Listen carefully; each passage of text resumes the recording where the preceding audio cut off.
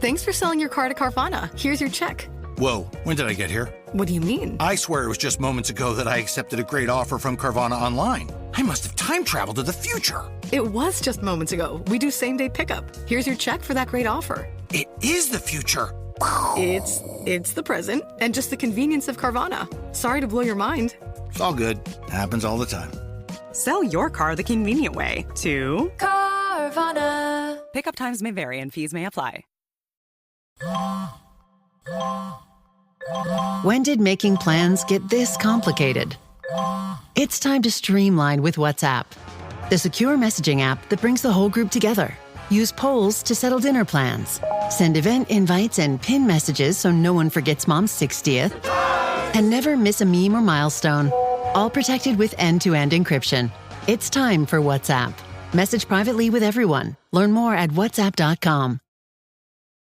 It's a Minimalist Monday edition of Optimal Living Daily. Packing Party. Unpack a Simpler Life by Ryan Nicodemus of theminimalists.com. And I'm Justin Malik, your host and narrator. And we keep this intro nice and minimal for Minimalist Monday. So for now, let's get right to it as we optimize your life. Packing Party. Unpack a Simpler Life by Ryan Nicodemus of theminimalists.com. What makes a rich person rich? When I was a teenager, I thought I had to earn $50,000 a year to be rich. Then when I started climbing the corporate ladder in my early 20s, I quickly began earning 50 grand. But something was wrong. I didn't feel rich. So I went back to the drawing board and discovered my error. I forgot to adjust for inflation. Maybe $75,000 a year was rich. Maybe $90,000. Maybe six figures. Or maybe owning a bunch of stuff. Maybe that was rich. Whatever rich was, I knew that once I got there, I'd finally be happy. So as I made more money, I spent more money, all in the pursuit of the American dream, all in the pursuit of happiness. But the closer I got, the farther away happiness was. 5 years ago, my entire life was different from what it is today, radically different. I had everything I ever wanted. Everything I was, quote unquote, supposed to have. I had an impressive job title at a respectable corporation, a successful career managing dozens of employees. I earned a six-figure income. I bought a shiny new car every couple of years. I owned a huge 3-bedroom, 2-bathroom, 2,000 square foot condo. It even had 2 living rooms. And other than maintaining several playrooms for my cat, I have no idea why a single guy needs 2 living rooms. My cat and I were living the American dream. Everyone around me said I was successful, but I was only ostensibly successful. You see, I also had a bunch of things that were hard to see from the outside. Even though I earned a lot of money, I had heaps of debt. But chasing the American dream cost me a lot more than money. My life was filled with stress and anxiety and discontent. I was miserable. I may have looked successful, but I certainly didn't feel successful. It got to a point where I didn't know what was important anymore. But one thing was clear, there was this gaping void in my life. So I tried to fill that void the same way many people do, with stuff, lots of stuff. I was filling the void with consumer purchases. I bought new cars and new electronics and closets full of expensive clothes. I bought expensive furniture and home decorations and all the latest gadgets. And when I didn't have enough cash in the bank, I paid for expensive meals and rounds of drinks and frivolous vacations with credit cards. I spent money faster than I earned it, attempting to buy my way to happiness.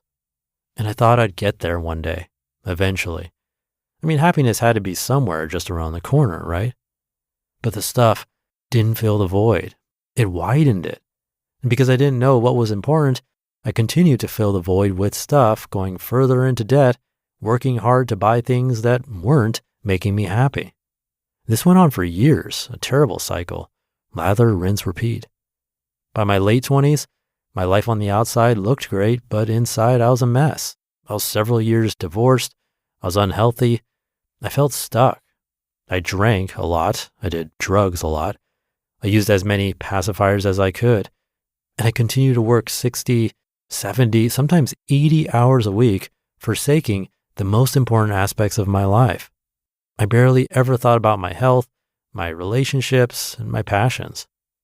Worst of all, I felt stagnant. I wasn't growing, and I certainly wasn't contributing to others. My life lacked meaning, purpose, passion. If you would have asked me what I was passionate about, I would have looked at you like a deer in the headlights. What am I passionate about? I had no idea. I was living paycheck to paycheck, living for a paycheck, living for stuff, living for a career I didn't love, but I wasn't really living at all. I was depressed. Then, as I was approaching age 30, I noticed something different about my best friend of 20 years. Josh seemed happy for the first time in a long time, like truly happy, ecstatic. But why? We had worked side by side at the same corporation throughout our 20s, both climbing the ranks, and he had been just as miserable as me. Something had changed. To boot, he had just gone through two of the most difficult events of his life. His mother had just passed away, and his marriage had ended, both in the same month. He wasn't supposed to be happy, and he definitely wasn't supposed to be happier than me. So I did what any good friend would do. I bought him lunch at a fine dining establishment. We went to Subway. While we were eating our sandwiches, I asked Josh a question. Why the hell are you so happy? Josh spent the next 20 minutes telling me about something called minimalism. He talked about how he'd spent the last few months simplifying his life, getting the clutter out of the way to make room for what was truly important. And then he showed me an entire community of people who had done the same thing. He introduced me to a guy named Colin Wright, a 24-year-old entrepreneur who travels to a new country every 4 months, carrying with him everything he owns. Then there was Joshua Becker, a 36-year-old husband and father of two with a full-time job and a car and a house in suburban Vermont. Next, he showed me Courtney Carver, a 40-year-old wife and mother to a teenage daughter in Salt Lake City. And there was Leo Babauta, 38-year-old husband and father of 6 in San Francisco. Although all these people led considerably different lives, they all shared at least 2 things in common. First, they were living deliberate, meaningful lives. They were passionate and purpose-driven. They seemed much richer than any of the so-called rich guys I worked with in the corporate world. And second, they all attributed their meaningful lives to this thing called minimalism. So being the problem solver that I am, I decided to become a minimalist right there on the spot. I looked up at Josh and excitedly announced, "All right, I'm in. I'm a minimalist." And now what? You see, I didn't want to spend months slowly paring down my possessions like Josh had. That was fine for him, but I needed faster results. So we came up with a crazy idea. Let's throw a packing party. Everything's more fun when you put party at the end. We decided to pack all my belongings as if I were moving. And then I would unpack only the items I needed over the next 3 weeks. Josh came over and helped me box up everything, my clothes, my kitchenware, my towels, my electronics, my TVs, my framed photographs and paintings, my toiletries, even my furniture, everything. We literally pretended I was moving. After 9 hours and a couple pizza deliveries, everything was packed. There we were sitting in my second living room, feeling exhausted, staring at boxes stacked halfway to my 12-foot ceiling. My condo was empty and everything smelled like cardboard. Everything I owned, every single thing I had worked for over the past decade, was there in that room. Boxes stacked on top of boxes, stacked on top of boxes. Each box was labeled so I'd know where to go when I needed a particular item. Labels like living room, junk drawer number 1, kitchen utensils, bedroom closet, junk drawer number 7, so forth and so on. I spent the next 21 days unpacking only the items I needed. My toothbrush, my bed and bed sheets, clothes for work, the furniture that I actually used, kitchenware, a tool set, just the things that added value to my life. After 3 weeks, 80% of my stuff was still in those boxes, just sitting there, unaccessed. I looked at those boxes and couldn't even remember what was in most of them. All those things that were supposed to make me happy weren't doing their job. So I donated and sold all of it. And you know what? I started to feel rich for the first time in my life.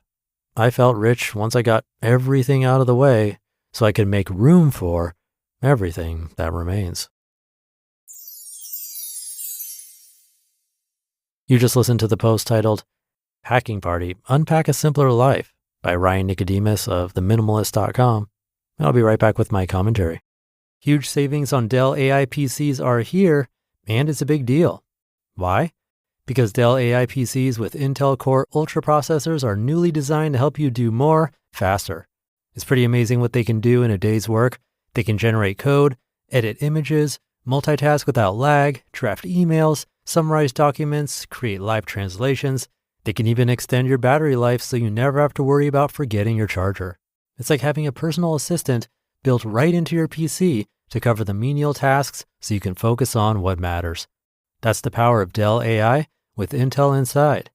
With deals on Dell AI PCs like the Dell 16 Plus starting at $749.99, it's the perfect time to refresh your tech and take back your time. Upgrade your AI PC today by visiting Dell.com/deals. That's Dell.com/deals.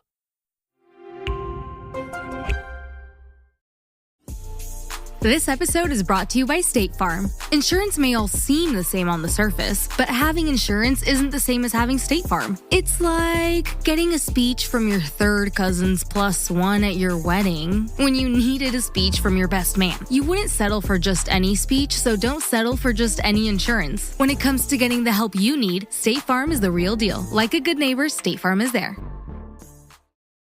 Thank you to Ryan.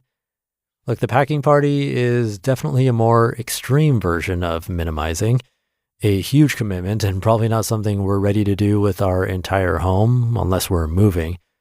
But it reminds me of a smaller, less intimidating version of the same experiment. What if instead of packing up everything, we just packed up one box? That means going around the house and filling the box with all the things you think you don't need but are maybe a little hesitant to get rid of. Could be a kitchen gadget you haven't used in a year, extra pillows, the clothes you're hoping to fit into again someday. Then you seal up that box, label it with a future date, maybe a month or two from now, maybe even a year if you want to go through all the seasons, and then put the box somewhere out of sight, maybe the back of a closet. And the rule is if you haven't needed to open that box by the date that you wrote on it, you can probably just donate the whole thing without even looking inside again. It's a way of proving to yourself that, you were right. That stuff wasn't actually adding value to your life. Maybe try it out as a little baby step today. I think it's a great tactic for getting our feet wet. So thank you to Ryan for this one. And thank you for being here. Have a great rest of your day, and I'll catch you tomorrow as usual, where your optimal life awaits.